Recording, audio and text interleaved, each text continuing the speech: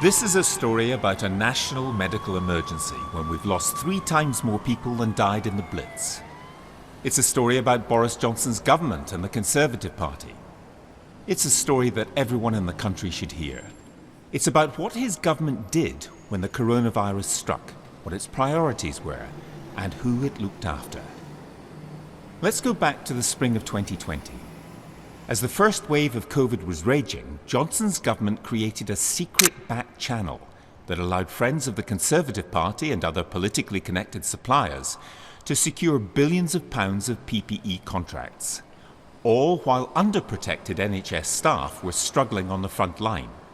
According to the National Audit Office, companies channeled into the so-called VIP lane were 10 times more likely to win contracts than companies without political links.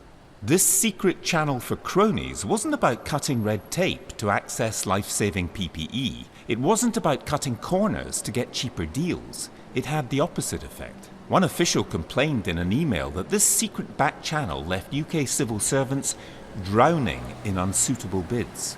Meanwhile, taxpayers sometimes ended up paying millions of pounds over the already inflated pandemic average market price for vital equipment. It's a scandal that is still being uncovered. At least 47 companies benefited from this secret back channel. The government is doing all it can to keep their names from us, but we know some of them.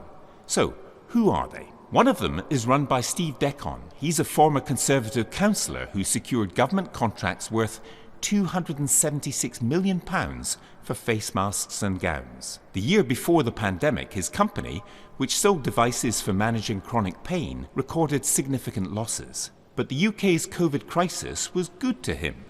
He recently swapped his modest house in Stroud, Gloucestershire, for a £1.5 million 17th century mansion with 100 acres of land.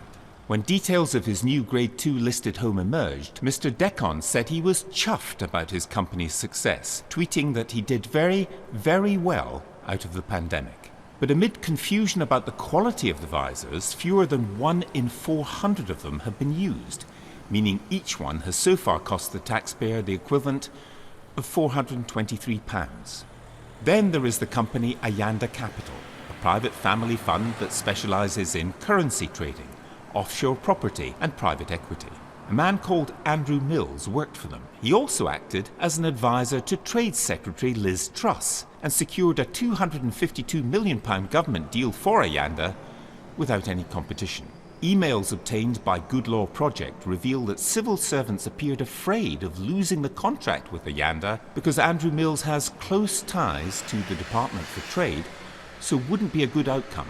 One civil servant was seemingly annoyed at Andrew Mills' access, saying he is using previous relationships and making noise that we're not responsive. Another senior civil servant then wrote, "Andrew comes through as highly backed as he sits on the board for the Department of Trade, so I don't want things being escalated."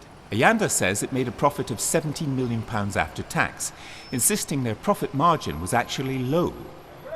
The government later concluded that £156 million worth of FFP2 face masks purchased from Ayanda, which had ear loop fastenings, did not create an adequate seal to protect against coronavirus, meaning they would not be used by the NHS.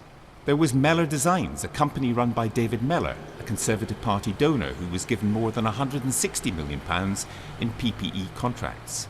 Who are the other people who benefited from secret back channels? We don't know for sure because the government wants to keep that secret.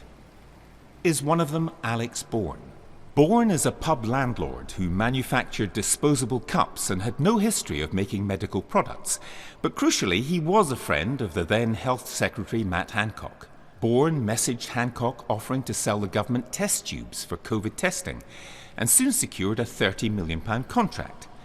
Bourne later recalled at least 8 million of his test tubes from warehouses and agreed to quarantine them, after officials who tested them found many were either cracked, broken, scratched, or had missing or poorly screwed caps. The UK's medical regulator is now investigating Bourne's company. We also know that Matt Hancock habitually used a private email account for government business, making it harder for his communications to be seen by civil servants or by the public using freedom of information laws.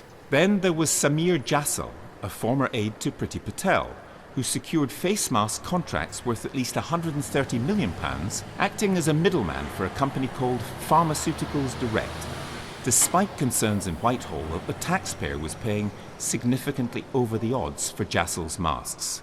Jassal's fellow middleman for Pharmaceuticals Direct, Sherbet Shergill, saw the value of his company increase from £200 when the pandemic began to almost £10 million. And who else? We know there are dozens more, but so far Boris Johnson's government is refusing to tell us who they are. At a time of national crisis, some of the most senior people in government saw their associates and donors access huge sums of public money. Serious questions remain unanswered. Who ordered the creation of secret back channels that gave people with political connections a huge advantage? Who ran the secret PPE back channel? Who did they report to? Was creating and operating the secret back channel even legal? Now the Prime Minister needs to come clean and publish all internal government correspondence about the secret back channel. The country deserves answers.